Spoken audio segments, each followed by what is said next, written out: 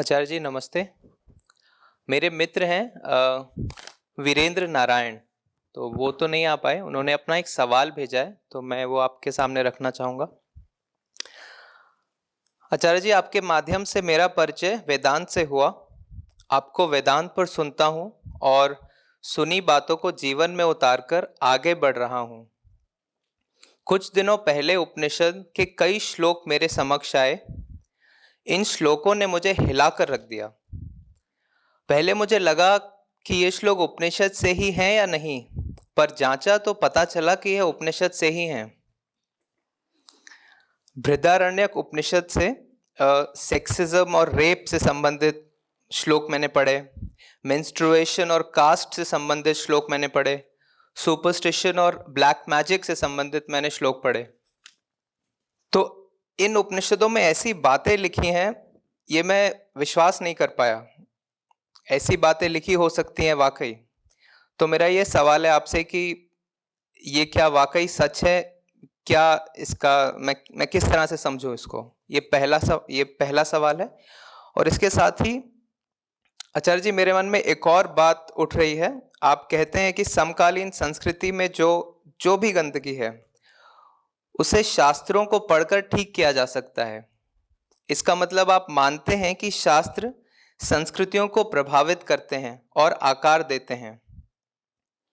तो आप, यदि यह सच है, तो आप वेदों और उपनिषदों को जातिवाद से ग्रसित हिंदू संस्कृति के पीछे का कारण क्यों नहीं मानते? अगर शास्त्र संस्कृति को बनाते हैं तो कौन से शास्त्र हैं जिन्होंने जातिवादी संस्कृति को बनाया? क्या सिर्फ एक मनुस्मृति इतना बड़ा काम अकेले कर सकती है? ये जितने भी उदाहरण दे रहे हो ये बृहदारण्यक और छांदोग्य उपनिषद से होंगे। इसमें कोई बहुत बड़ा राज नहीं है। ऐसी कोई बात नहीं कहो कि मैं पढ़ा मैं हिल गया। जो अन्य सैकड़ों श्लोक हैं उपनिषद के, उनसे नहीं हिल गए तुम, या इन्हीं 2-4 श्लोकों की प्रतीक्षा में थे कि ये जब मिलेंगे तो हिलूंगा। ये तुम्हारा हिलना डुलना इतना सेलेक्टिव क्यों है कि इंतजार कर रहे थे? और बिल्कुल ठीक बात है। देखो, ये दोनों जो उपनिषद हैं ये सबसे पुराने उपनिषद हैं। जो बाकी उपनिषद हैं वो इन दोनों से कई मायनों में बहुत भिन्न है। पहली बात तो आकार। बृहदारण्यक और छांदोग्य सैकड़ों श्लोकों के उपनिषद हैं और इस तरह का विस्तार उपनिषदों में पाया नहीं जाता। उपनिषद जितने अधिकांश हैं वो अति संक्षिप्त हैं।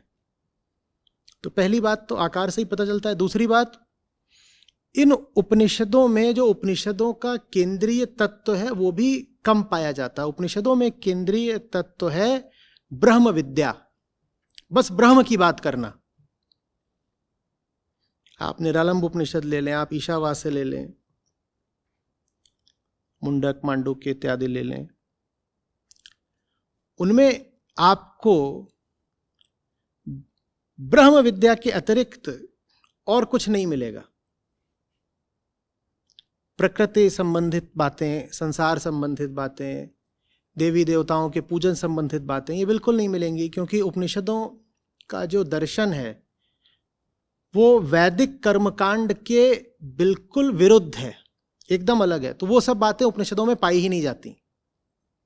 लेकिन ये जो 2 उपनिषद हैं, आपने जितने भी बातें कही वो सब की सब बृहदारण्यक से होंगी। बृहदारण्यक और छांदोग्य, ये दोनों चूंकि सबसे पुराने उपनिषद हैं, इसीलिए इन पर वैदिक कर्मकांड का भारी प्रभाव है। भारी प्रभाव है। ये ईसा से 700-800 साल पहले के हैं, बाकी उपनिषद इनके बाद आए हैं। तो इनमें कुछ तत्व वैसे मिल जाते हैं जो कि अन्य उपनिषदों में पाए नहीं जाते। ये आरंभिक उपनिषद है दोनों बिल्कुल।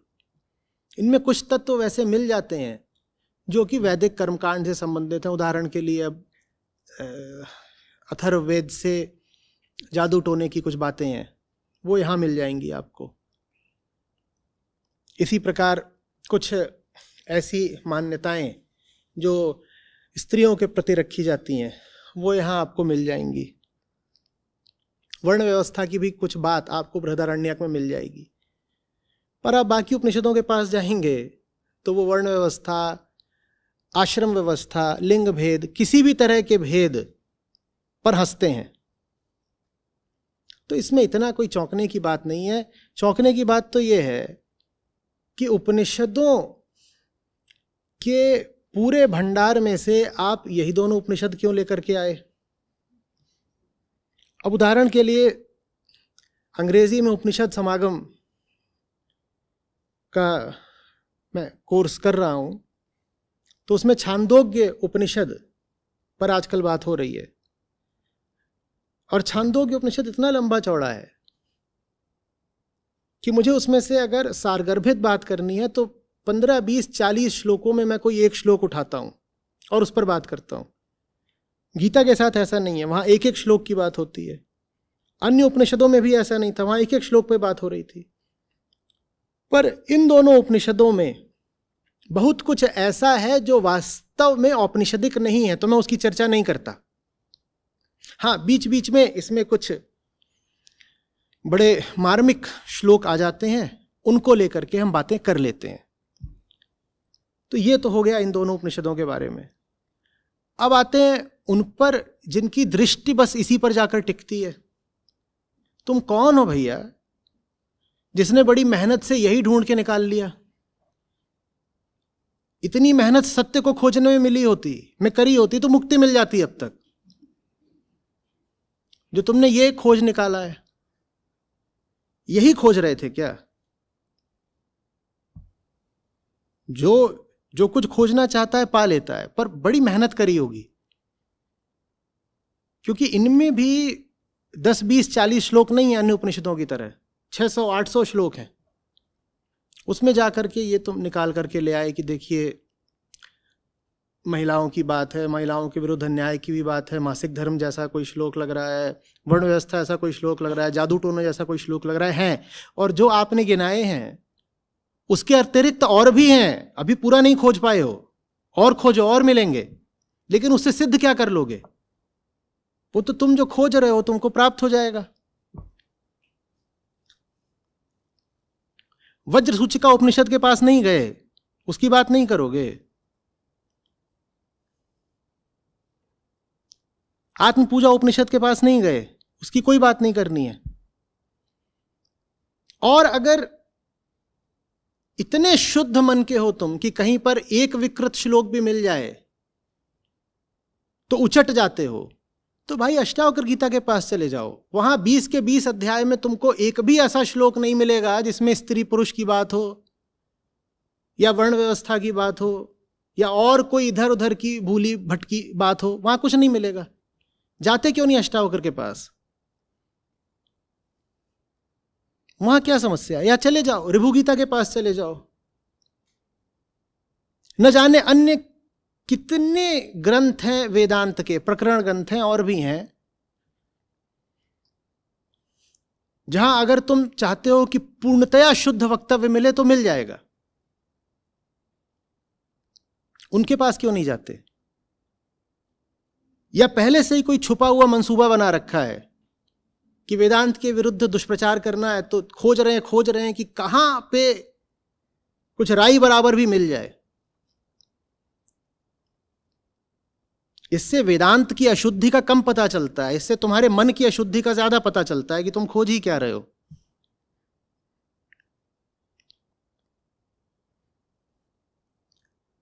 कुछ समझ में आ रही है बात?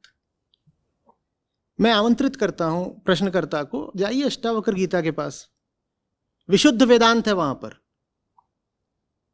पढ़ लीजिए। पर वो ग्रंथ ऐसा है जो बहुत कम पढ़ा जाता है और आप उसका उल्लेख भी नहीं करना चाहते।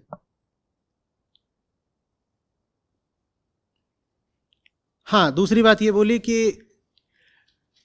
मैं बोला करता हूं कि संस्कृति में जो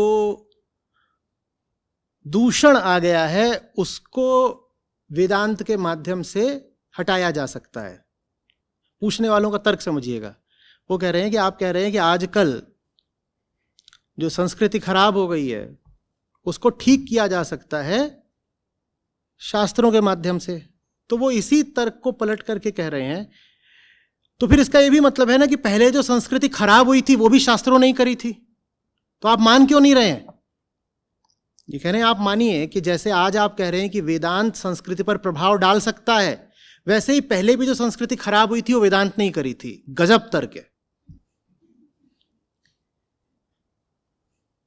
ये वैसी सी बात है कि आप डॉक्टर से कहें कि अगर तुम्हारी दवाई से ये बीमारी ठीक हो सकती है तो पहले तुम मानो कि ये बीमारी आई भी होगी तुम्हारी दवाई से। गजब।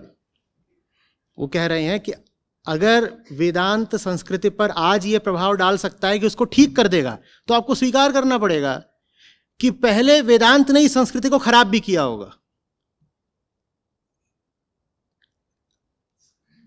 मैं वेदांत की बात करूं या आईक्यू की? ये कौन सा तर्क है कि दवाई से ठीक होता है बंदा, तो पहले दवाई से ही तो बीमार भी पड़ा होगा। समझो किससे बीमार पड़ते हैं हम, जो बात तुम समझना नहीं चाहते। हम जिससे बीमार पड़ते हैं वो किसी ग्रंथ के अंदर नहीं है, हमारे शरीर के अंदर है। वो हमारी पाशविकता है, वो हमारा मूल अज्ञान है जो हम जन्म के साथ लेके पैदा होते हैं। ग्रंथ हमें और ज्यादा बिगाड़ जरूर सकते हैं, पर हमें बिगाड़ने भर के लिए किसी ग्रंथ की जरूरत ही नहीं है। कितने कबीले हैं जो आदमखोर हैं, वो आदमियों को ही खा जाते हैं। उनके पास कौन सा ग्रंथ था? वो आदमखोर कैसे हो गए? दुनिया भर में इतने लोग हैं जो किसी ग्रंथ को मानते ही नहीं, और उनमें से बहुत हैं जो पापी हैं, अपराधी हैं, भ्रष्ट हैं। उन्हें धर्मों ने खराब करा, ग्रंथों ने खराब करा। तुम परिचित ही नहीं हो मनुष्य के मूल स्वरूप से। तुम जान ही नहीं रहे हो कि हम लोग हैं कौन। हम जानवर हैं जंगल के बाबा। तुम अगर कह रहे हो कि आदमी को धर्म ग्रंथों ने खराब करा, तो आदमी को जंगल में छोड़कर देख लो। बच्चा पैदा हो, उसको जंगल में छोड़ आओ, फिर देखो कितना बड़ा महात्मा निकलता है। उसके पास तो कोई ग्रंथ नहीं है ना उसको भ्रष्ट करने के लिए। जंगल में छोड़ दो, फिर देखो क्या बन के निकलेगा। देखना कि उसमें कितना न्याय होगा, कितना साहस होगा, कितनी धार्मिकता होगी। या जिनको तुम वास्तव में ऊंचे मूल्य मानते हो, करुणा, मैत्री, समानता, देखना कि उस व्यक्ति में कितने होंगे जो जंगल में छोड़ दिया गया, जिसे कभी कोई ग्रंथ दिया नहीं गया। आदमी को बिगाड़ने के लिए ग्रंथ नहीं चाहिए, आदमी को बिगाड़ने के लिए बस आदमी चाहिए। आदमी पैदा हो गया तो बिगड़ा हुआ ही रहेगा। आदमी पैदा हो गया तो बिगड़ा हुआ ही रहेगा। बच्चा पैदा ही बिगड़ा हुआ होता है। तो ग्रंथों का क्या फिर काम है? ग्रंथों का यह काम है कि अगर उनको समझोगे तो ठीक हो जाओगे, अगर नहीं समझोगे तो जैसे बिगड़े हुए वैसे ही बिगड़े हुए रहोगे। कुछ आ रही बात समझ में? हमारी हालत ऐसी है कि जैसे हमें कोई किताब दी गई हो पढ़ने के लिए कि पढ़ लो तो पास हो जाओगे। हमने उसको पढ़ा ही नहीं। क्यों? क्योंकि शरीर में आलस भरा हुआ है, भीतर अज्ञान भरा हुआ है। हमने उस किताब को पढ़ा ही नहीं, ना समझा। और फिर जब फेल हो गए तो बोले इस किताब को जला दो, इसकी वजह से हम फेल हो गए हैं। तुमने वो किताब पढ़ी कब थी कि उसकी वजह से फेल हो जाओगे? तुम कह रहे हो ये वेदांत वगैरह की वजह से भारत में समस्या हो गई। भारत में वेदांत आज तक समझा कितने लोगों ने? समस्या कहां से आ जाएगी? तुम डॉक्टर के पास जाओ, वो तुमको दवाइयां वगैरह दे, वो दवाइयां तुम कभी खाओ नहीं, और फिर तुम मर जाओ, और तुम्हारे साथ के लोग आ जाएं डॉक्टर का क्लिनिक जलाने के लिए, उन्हें इसी ने मार डाला। भाई, उसकी सलाह का, उसकी दवा का तुमने सेवन और पालन किया कब था? तुम्हें यह भ्रम हो गया है कि भारत धार्मिक देश है इसीलिए धर्म ग्रंथों पर चलता है। नहीं दादा, भारत ने न पहले भगवत गीता समझी ना आज समझता है। भारत ने न पहले उपनिषद पढ़े ना आज पढ़ता है। और विश्वास नहीं हो तो 1000 लोगों के पास जाकर के देख लो कि कितनों ने पढ़ रखे हैं। 1000 में 10 नहीं मिलेंगे जिन्हें नाम भी मालूम हो, पढ़ना तो दूर की बात है। तो फिर ये जो खासतौर पे जाति व्यवस्था की बात कर रहे हैं, ये अगर हाँ क्या वर्ण व्यवस्था। तो खास तौर पे अगर जाति व्यवस्था की बात कर रहे हो तो तुम्हें क्यों लग रहा है कि जाति व्यवस्था लाने के लिए विशेष तौर पर मनुष्य को किसी ग्रंथ की जरूरत है? जाति व्यवस्था क्या है? एक आदमी को दूसरे आदमी को नीचा घोषित करना है और उसका शोषण करना है। यह अहंकार से आता है, इसके लिए कोई विशेष पुस्तक नहीं चाहिए। हां, पुस्तक मिल गई तो फिर करेला दूजे नीम चढ़ा, वो अलग बात है।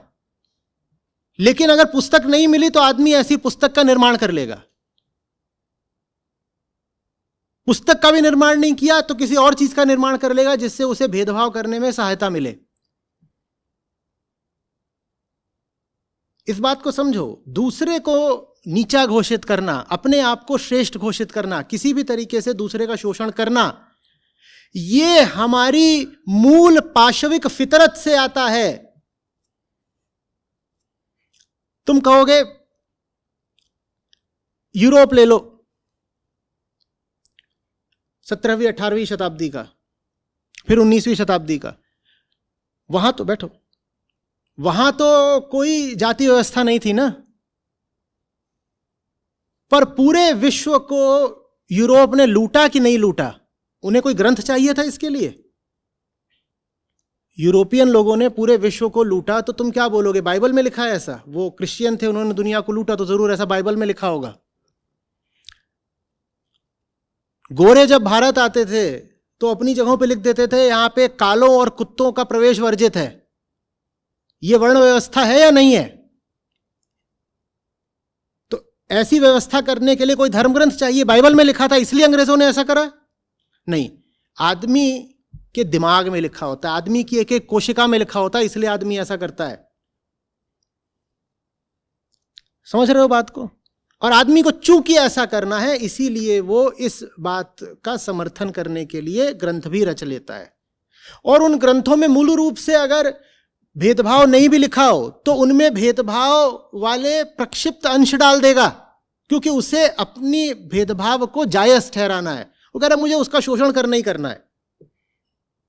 कोई हो, मेरा भाई हो, मेरा बाप हो, मेरा पड़ोसी हो, दूसरे समुदाय का हो, दलित हो, दूसरे लिंग का हो, दूसरे धर्म का हो, कोई हो, मुझे उसका शोषण करना ही करना है, यहां तक कि मुझे स्वयं अपना भी शोषण करना है। यह हमारी मूल पाशविकता है। और इस मूल पाशविकता ने अध्यात्म को बार बार हराया है। पशु जीता है, चेतना हारी है। क्योंकि चेतना बड़ी सीधी साधी चीज है, वो अपने आप को लिख के ले आ देती है, हाँ भाई ये रही अष्टावक्र गीता, ये रहा गीता का 3रा अध्याय कर्मयोग है। अब जो पशु की आंख है और पशु का दिमाग है, वो उसको पढ़ेगा और समझेगा कि नहीं हम कुछ कह नहीं सकते, तो पशु ही जीतता है। गीता को पढ़ने के बाद भी अनगिनत लोग महापापी रहे आते हैं,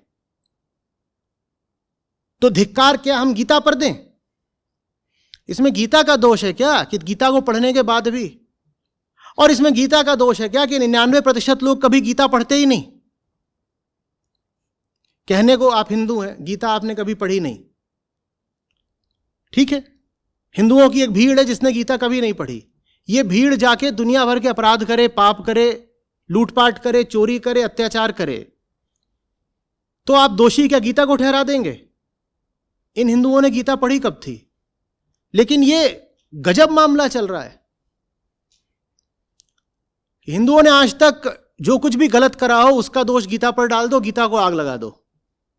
उन्होंने गीता को माना कब? उन्होंने गीता से सीखा कब? उन्होंने गीता को वास्तव में समझा कब? गीता पर काहे को दोष डाल रहे हो? गीता पर दोष डालना लेकिन जरूरी हो गया है कुछ लोगों के लिए।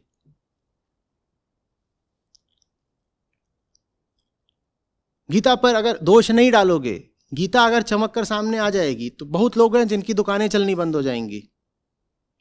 उनकी दुकानें चलती रहें, इसके लिए बहुत जरूरी है कि वेदांत को और गीता को बदनाम वगैरह करते रहो।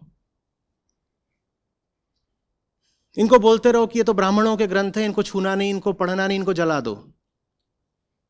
और मैं समझता हूं आज के समय विशेषकर दलितों के साथ ये बड़ा से बड़ा अन्याय हो रहा है। पहले वो वेदांत के पास इसलिए नहीं जा पाए क्योंकि अवसर उपलब्ध नहीं थे, वर्जना लगी हुई थी। और आज उनको वेदांत के पास ये कहकर नहीं आने दिया जा रहा है कि ये तो ब्राह्मणों के ग्रंथ हैं, इनको पढ़ मत लेना। इससे बड़ा अन्याय आज दलितों के साथ नहीं हो सकता। पहले भी चूक गए वेदांत से, आज भी उनको चूकने को मजबूर किया जा रहा है। ये साजिश है।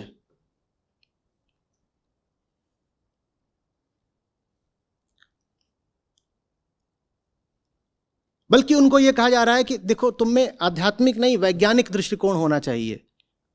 दुनिया के बड़े से बड़े वैज्ञानिक वेदांत से प्रेरणा और शिक्षा लेते थे। ये आज कौन सा साइंस और साइंटिफिक एटीट्यूड बताया जा रहा है जो वेदांत को कूड़ा घोषित कर रहा है? जो लोग विज्ञान की बात कर रहे हैं, कितना इन्होंने विज्ञान पढ़ा है? 10वीं तक भी पढ़ा है। बात करते हैं साइंस की, कितनी साइंस आती है? तुम्हें श्रोडिंगर से ज्यादा साइंस आती है, नील्स बोर से ज्यादा आती है, मैक्स प्लांक से ज्यादा आती है। मैं जिनका नाम ले रहा हूं, ये सब के सब वो हैं जो वेदांत को पूजते थे, जिन्होंने यूं ही कभी हल्के फुल्के में वेदांत की तारीफ नहीं कर दी है, जो वेदांत की पूजा करते थे। श्रोडिंगर कहते थे, जब तक जी रहा हूं मुझे उपनिषदों से शांति मिलती है, और जिस दिन मैं मरूंगा उस दिन भी उपनिषदों से ही मुझे शांति मिलेगी।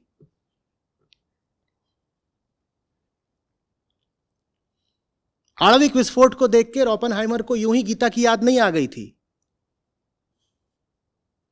और प्रश्न करने वाले अच्छे से समझ लें, उन्हें शायद पता भी ना हो, सोचते हैं वेदांत का मतलब होता है बस जो वेद का एक हिस्सा है। गीता भी वेदांत का एक प्रमुख स्तंभ है।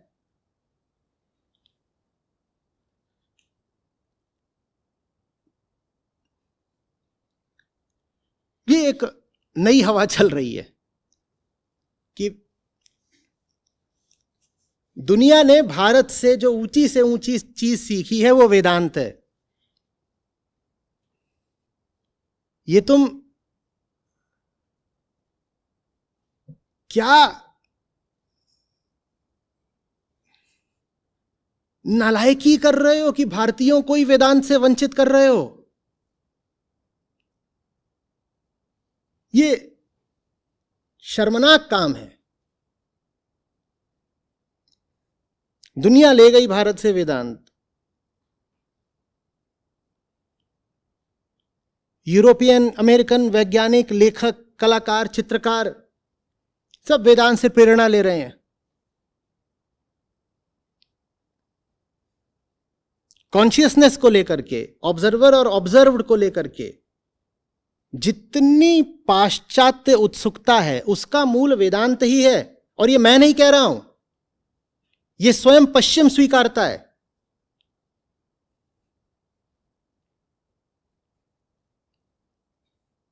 तुम क्यों भारतीयों को ही वेदांत से नफरत करना सिखा रहे हो?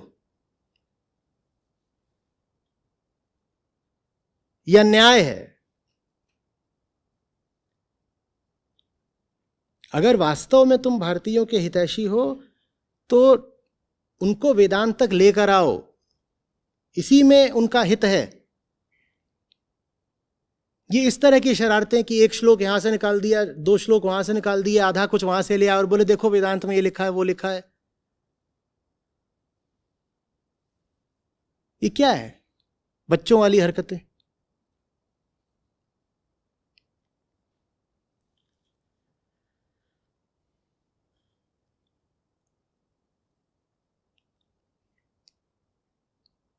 अगर कोई एक दर्शन है जो मनुष्य को जातिगत भेद से ही नहीं हर तरह के भेद से मुक्त कर सकता है तो वो वेदांत है। देखो, बाकी दर्शनों ने या धर्मों ने तो बस बोल दिया है कि विश्व बंधुत्व या कि सब इंसान भाई भाई हैं आपस में, उन्होंने तो बस बोल दिया है। वेदांत और आगे जाता है। वेदांत कहता है जो कुछ तुम अपने आप को समझते हो, जो तुमने अपना ये पृथक व्यक्तित्व खड़ा कर रखा है, ये व्यक्तित्व झूठ है। तुम आत्मा हो, आत्मा ही तुम्हारा सत्य है, और आत्मा 2 होती नहीं। यदि सब आत्मा है तो फिर कोई ऊंचा कोई नीचा कैसे रह गया?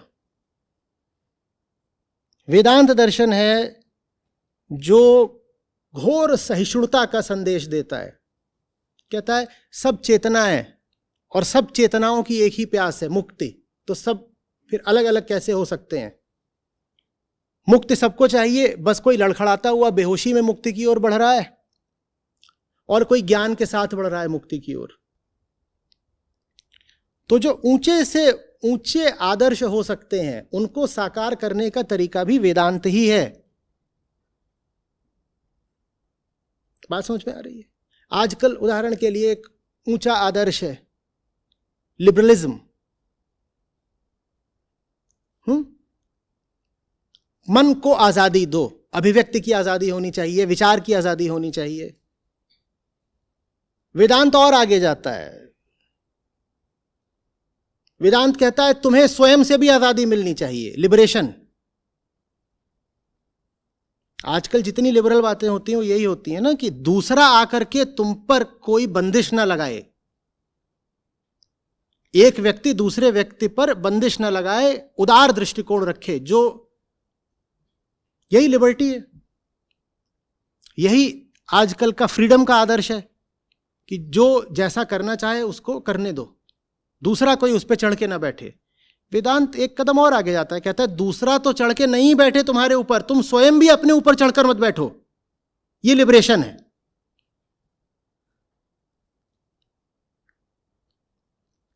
बात आ रही है कुछ समझ में?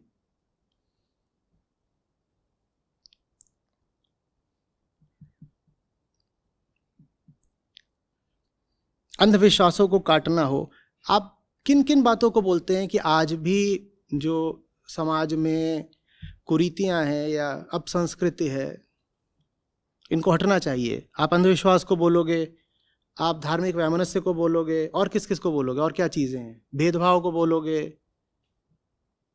जो ये जबरदस्त तरीके का भोगवाद है इसको बोलोगे,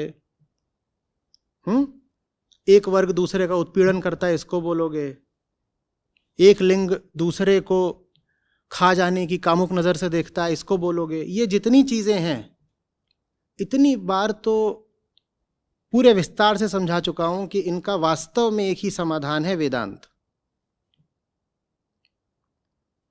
देखिए, आपके घर एक हीरा है, हो सकता है आज तक वो आपके हाथ नहीं लगा, भले ही आपके घर में था। आपके घर में होते हुए भी आपके हाथ नहीं लगा तो आपके काम नहीं आ पाया, आप उसके मूल्य से वंचित रहे आज तक। लेकिन इसका मतलब ये नहीं है कि अब आप उस हीरे को उठा करके घर से बाहर फेंक दो।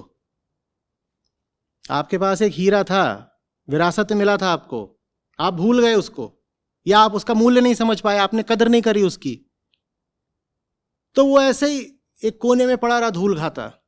अब क्या करना चाहते हो? उसको उठा के बाहर फेंक देना चाहते हो? बोलो। तो ये आपको तय करना है कि आपको वेदांत के साथ क्या करना है। इतना बता दूं, बाहर उसको अगर फेंकना चाहते हो तो बाहर उसको लपकने के लिए पूरी दुनिया तैयार खड़ी है, क्योंकि आप वेदांत का मूल्य समझो या नहीं समझो, बाकी पूरी दुनिया पूरा समझती है।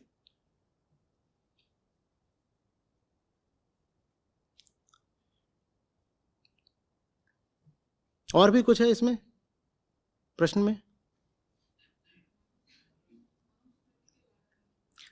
आपसे कौन कह रहा है कि आप मनुस्मृति का आज पालन करिए? आपको क्या पड़ी है? मैंने इतनी बार समझाया है कि भारत में ये जो किताबें लिखी गई हैं, इनकी बड़ी लंबी चौड़ी परंपरा रही है।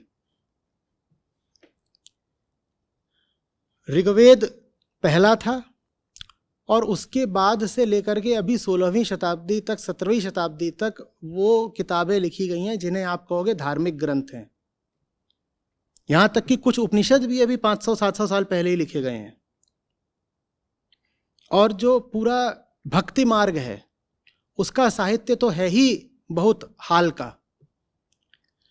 तो आप सोचो कि कितना लंबा विस्तार रहा है समय में, जरा सोचो। ईसा से लगभग 1500 साल पहले से लेकर के ईसा के 1600-1700 साल बाद तक का कितना हो गया? ये 3000 साल। हाँ हाँ। और कहां से कहां तक लिखा गया है मामला? उधर गांधार से लेकर के उधर बंगाल कामरूप तक हर जगह से आए हैं आपके ग्रंथ, और इधर कश्मीर से लेकर नीचे केरल तक। और उस समय आपस में संचार के कोई साधन नहीं थे। कोई कहीं कुछ लिख रहा है तो दूसरा कोई व्यक्ति कहीं और का बैठ के उसको पढ़ करके उसमें शोधन, शुद्धि, आपत्ति कुछ नहीं कर सकता था। जिसने जो लिख दिया वो बात हो सकता है कि उसके क्षेत्र में प्रचलित हो जाए। इसीलिए आप पाते हो कि विविधता इतनी ज़्यादा है सनातन धर्म में। कहीं कोई मान्यता है, कहीं कोई मान्यता है, कहीं कुछ है, कहीं कुछ है। आज के समय में उतनी नहीं हो पाई, क्योंकि एक आदमी कहीं कुछ कहेगा, वो इंटरनेट से जल्दी से बात कहीं और पहुंच जाएगी, वो आदमी उसको या तो ठीक कर देगा या खारिज कर देगा। तब 3-3.5 हजार साल तक और 3-4 हजार किलोमीटर की उत्तर से दक्षिण और पूरब से पश्चिम की दूरी पर ये सब प्रक्रिया चलती रही। न जाने कितनी चीजें लिखी और न जाने चेतना के कितने तलों पर लिखी गई। जिसको जो लिखना था लिखता गया। तो ये जितनी पुस्तकें लिखी गई हैं, आप इन सबको एक समान दर्जा थोड़ी दे दोगे। आप कहते हो सनातन धर्म वैदिक है, पूरी दुनिया जानती है, स्वीकारती है। मेरे कहने की बात नहीं है, थोड़ी सी रिसर्च कर लीजिएगा। किसी आप प्रोफेसर से पूछ लें, चाहे आप गूगल पे पढ़ लें। वैदिक धर्म का अर्थ ही वेदांत है पूरी दुनिया की नजर में।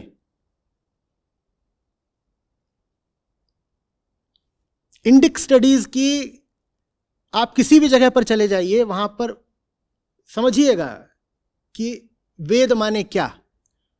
वेद का जो मंत्र और यज्ञ और रिचुअल सैक्रिफाइसेस वाला हिस्सा है, वो तो कब का पीछे छोड़ा जा चुका। कौन उसका पालन करता है? आप करते हैं क्या? कौन करता है? वो तो समय की धारा में छूट ही गया पीछे। तो वेद का अर्थ ही क्या बचा है? बस वेदांत। तो सनातन धर्म का केंद्रीय स्थल वेदांत मात्र है और कुछ नहीं। अगर हम कहते हैं कि वैदिक धर्म है, तो वैदिक धर्म का मतलब हुआ वेदांतिक धर्म। बाकी ग्रंथों की कीमत बहुत कम है और बहुत बाद की है। मैं बार बार कहता हूं, बाकी ग्रंथ अगर वेदांत से सहमत होते हो तो उनको मानो, नहीं तो मत मानो। आज भी आपसे कह रहा था ना कि जो पौराणिक कथाएं वेदांत की दृष्टि में कुछ मर्म रखती हों, कुछ अर्थ रखती हों, उनको स्वीकार करो, और जो बाकी हिस्सा है उसको त्याग ही दो ना। क्या रखा है? अब एक स्मृति नहीं है कि मनुस्मृति, न जाने कितनी स्मृतियां हैं जो लिखी गई। वो एक समय के हिसाब से थी, जो सामाजिक मान्यताएं थी उनके हिसाब से थी। उनका अधिकांश हिस्सा आज के समय में व्यर्थ ही है। हाँ, उनके कुछ श्लोक हैं जो आज भी अर्थ रखते हैं, धर्मो रक्षति रक्षिता उदाहरण के लिए, पर उनमें बहुत कुछ है जिसका आज कोई अर्थ नहीं। इसके अलावा यह भी स्पष्ट नहीं है कि वो स्मृति वगैरह आपके हाथ में आज वैसी है जैसी लिखी गई थी। संभावना यह है कि उसमें कुछ जोड़ा गया, घटाया गया, ये सब भी। क्योंकि मनुस्मृति में विशेषकर बहुत विरोधाभासी बातें मिलती हैं। कहीं पर कहा जाता है कि जहाँ स्त्रियों को आदर मिलता है वहाँ पे देवता रमण करते हैं, और दूसरी जगह पर तुरंत कुछ ही देर बाद एक बिल्कुल विरोधी श्लोक मिल जाता है जो स्त्रियों के लिए अपमानजनक है। तो ऐसा लगता नहीं कि एक ही व्यक्ति ने दोनों बातें एक साथ बोल दी होंगी। यही बात मांसाहार के बारे में मिलती है मनुस्मृति में। कहीं कह रहे खा लो, कहीं कह रहे वर्जित है। ऐसा कैसे हो गया? एक ही पुस्तक में दोनों बातें कैसे आ गई? तो समाज हमेशा से भ्रष्ट रहा। ये इंसान की फितरत है भ्रष्ट होना। ये इंसान की फितरत है भ्रष्ट होना। और इंसान इतना भ्रष्ट है कि वो अपने ग्रंथों को भी भ्रष्ट कर लेता है। ग्रंथों में भी जो सबसे साधारण स्तर का ग्रंथ होता है उसी को पकड़ लेता है। भ्रष्ट नहीं कर पाया ग्रंथ को, तो उसका जो सबसे विकृत अर्थ है वो निकाल लेगा, या फिर ग्रंथ को पढ़ेगा ही नहीं। आपको क्या आवश्यकता पड़ी है? जो सैकड़ों अन्य किताबें हैं, सिर्फ मनुस्मृति नहीं और न जाने कितनी किताबें हैं, इतनी मैं इकट्ठी करके रखे हुए हैं अपनी लाइब्रेरी में। एक सीमा के बाद मैंने पढ़ना छोड़ दिया। मैंने कहा कौन घुसेगा इनमें? सालों तक मैंने पहले यही करा कि सनातन धारा की, विश्व की सब धाराओं की जितनी किताबें हो सकती थी उनका तन्मयता पूर्वक अध्ययन करा। फिर एक बिंदु आया जब मुझे पढ़ना व्यर्थ लगने लगा। मैंने कहा जो हीरा है वो मुझे मिल गया, मेरी पकड़ में आ गया। अब मैं कहाँ समय लगा रहा हूं और बाकी सब कुछ पढ़ने में। तो फिर एक बिंदु पर आकर कई सालों बाद मैंने वो सब पढ़ना भी छोड़ ही दिया। क्या करना है उनका?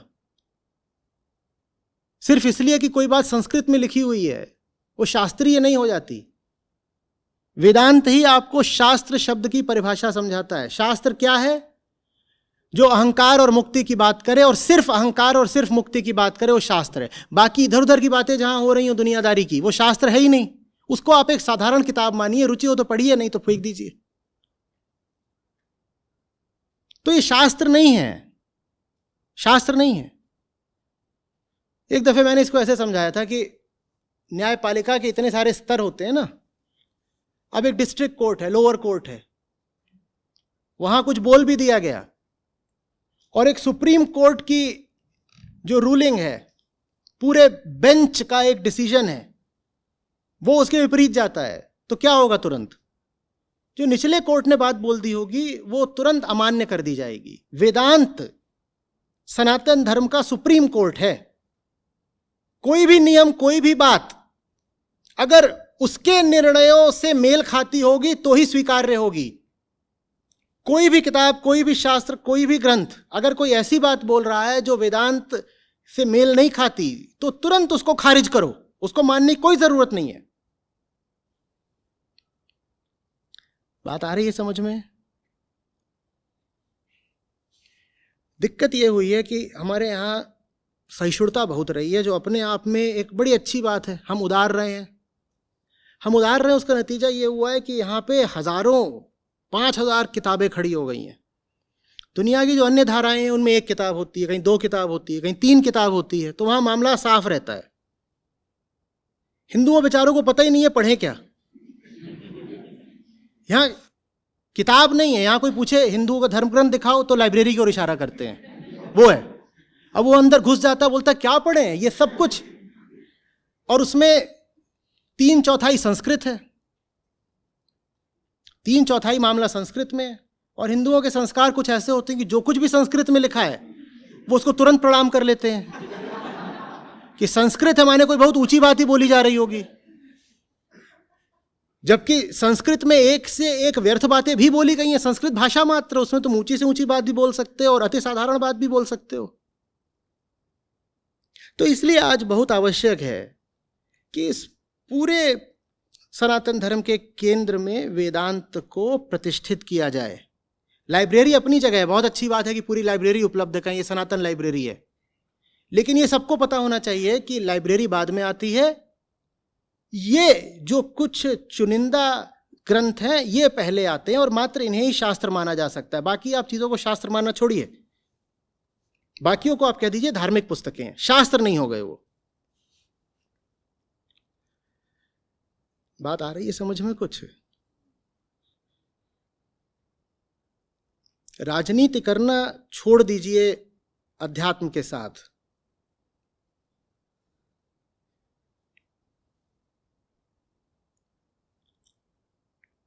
अब एक ये बड़ी प्रक्रिया चल रही है कि दलितों को वोट बैंक की तरह देखना है और सारे दलितों को एक ही जगह, एक ही दुकान पर खड़ा करना है। और अगर उन्हें एक ही जगह खड़ा करना है तो उन्हें कोई नारा देना पड़ेगा ना, जो उन्हें संगठित कर दे, जो उनमें एकता डाल दे। किसी एक वर्ग को अगर संगठित करना हो तो उस वर्ग को एक साझा दुश्मन देना पड़ता है। उदाहरण के लिए, जब राजनीतिक पार्टियों को हिंदुओं को संगठित करना होता है तो मुसलमानों को दुश्मन बनाकर खड़ा कर देते हैं, कहते देखो वो साझा दुश्मन है, तो हिंदू फिर संगठित होने लगते हैं। हाँ, देश में बड़ी लड़ाई झगड़ा सब चल रहा हो, लेकिन चीन से पाकिस्तान से लड़ाई हो जाए तो सब राजनीतिक पार्टियां भी एक हो जाती हैं। जब एक साझा दुश्मन खड़ा कर दिया जाता है ना, तो भीतर एकता हो जाती है। तो दलितों को भी एक करने के लिए, उनको एक छाते के नीचे लाने के लिए एक दुश्मन खड़ा करा जा रहा है। क्या? वेदांत।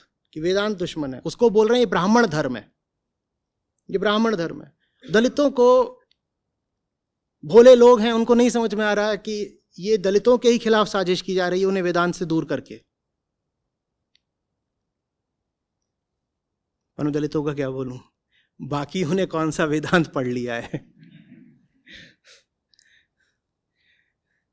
मुझे तो बल्कि ऐसा लगता है कि नफरत के मारे ही सही दलित वर्ग से ज़्यादा लोग पढ़ रहे होंगे वेदांत कि इसमें कहीं खोट निकाल दें। वो किसी भी उद्देश्य से सही पढ़ तो रहे हैं, बाकी लोग तो छू भी नहीं रहे, उन्हें कोई मतलब ही नहीं है। उन्हें क्या करना है, चलो बाजार शॉपिंग करके आते हैं, वीकेंड है, दारू शारू हो जाए। ये वेदांत वगैरह क्या होता है? नमस्ते आचार्य जी।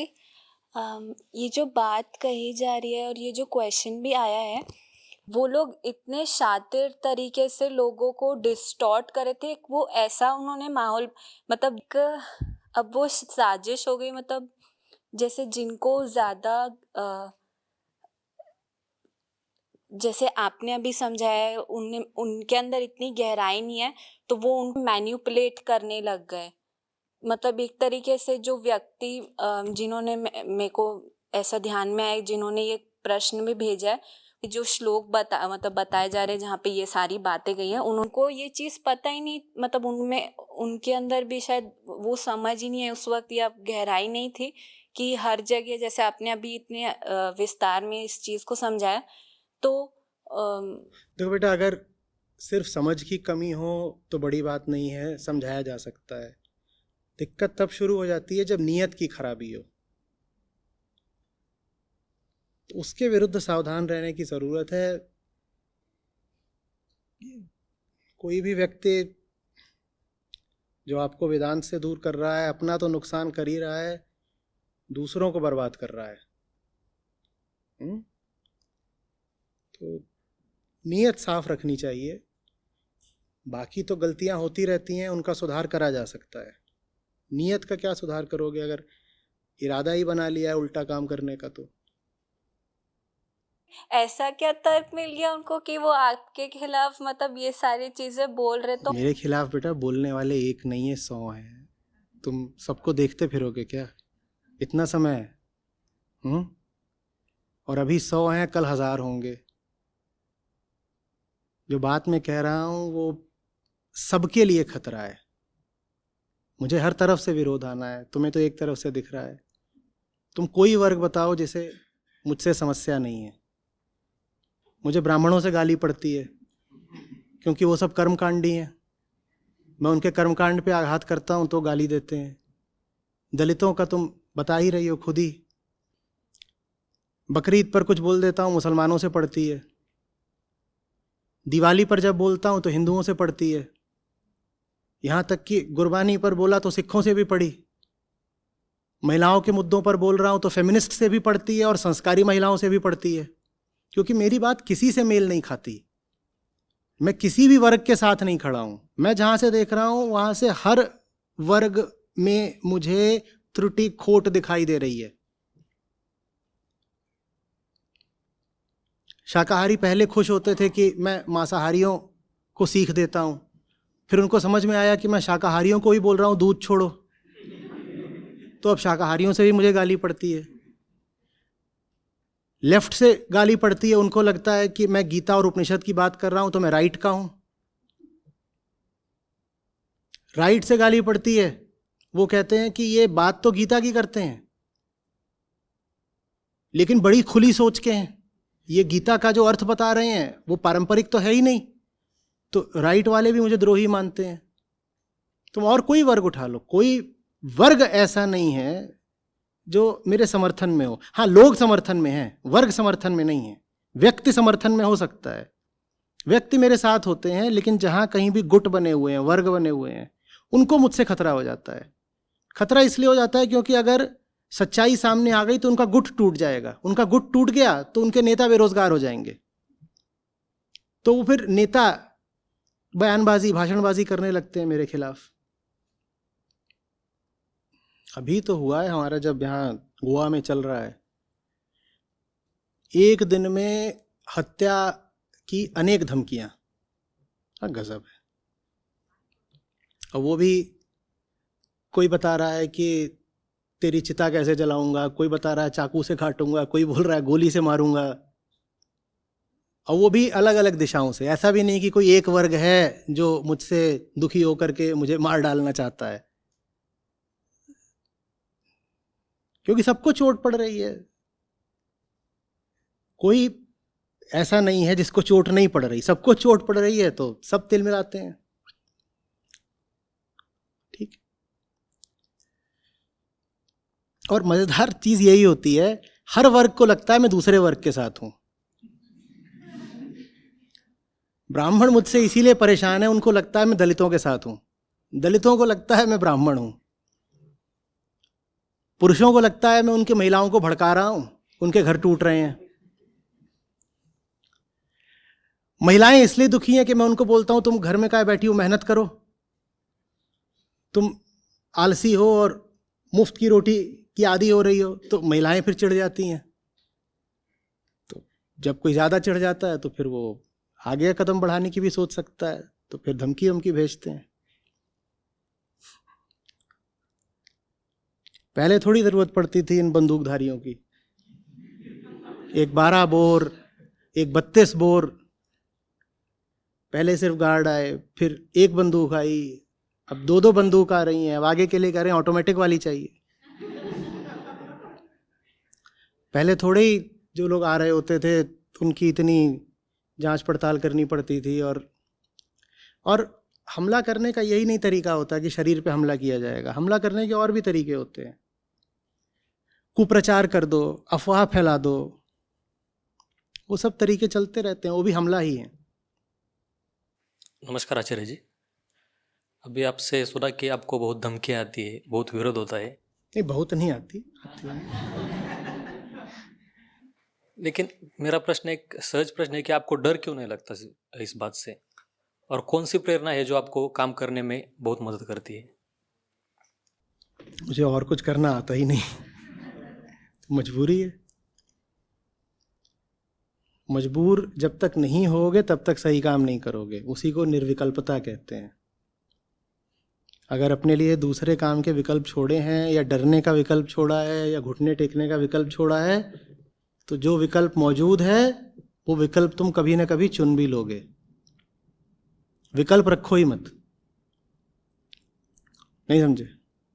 जीना यहाँ, मरना यहाँ, बस, और कुछ नहीं, इसके सिवा जाना कहाँ। यही है, यही सही है, यही करना है। मौसम अच्छा हो तो भी करेंगे, मौसम बुरा हो तो भी करेंगे। कोई सम्मान दे दे अच्छी बात है, कोई अपमान कर दे तो भी करेंगे। आप में से जो भी लोग इन 3 दिनों के बाद कुछ जीवन में बेहतर होने का या करने का मन बना रहे हो, उनको ये मशवरा दे रहा हूं, बहुत सारे विकल्प मत रखना, backup options, plan B, plan C, plan D, इतनी होशियारी मत दिखाना। प्लान बी अपना यही रखना, स्टिक टू प्लान ए। कोई बैकअप नहीं होना चाहिए, क्योंकि अगर बैकअप होगा तो उसका इस्तेमाल कर ही लोगे। निर्विकल्प, चॉइसलेस हो जाओ, मजबूर कर दो अपने आप को। इंसान बहुत टेढ़ी खीर होता है, अंदर ही अंदर हम अपने ही खिलाफ चतुराई कर लेते हैं। समझ रहे हो बात को?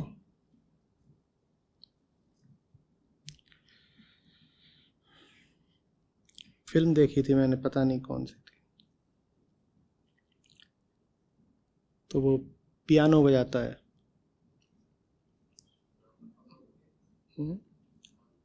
ना ना, अंग्रेजी।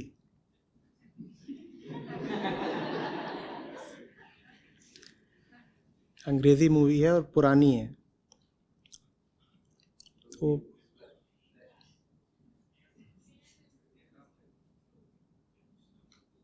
गूगल कर लीजिएगा, अभी आ गए। तो वो पियानो बजाता है, तो उसको आते हैं और उसको जाने गोली मार देते हैं, जाने जहर दे देते हैं, कुछ कुछ करते हैं उसको।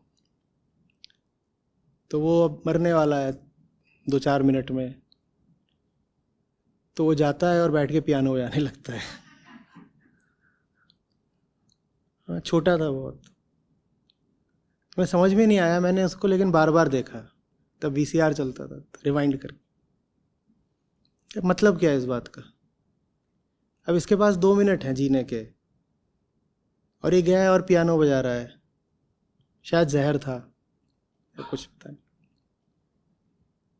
तो वैसे हो जाओ, आखिरी 2 मिनट भी पियानो ही बजाएंगे।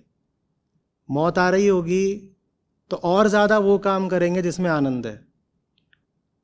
सबसे अच्छी मौत ही वही होगी कि अपना जो निष्काम कर्म है, अपना जो हार्दिक काम है, पसंदीदा, वो करते करते ही पियानो पर ही मौत हो जाए, स्वर्ग, मरने से पहले ही। ऐसे हो जाओ। हरी बात समझ में?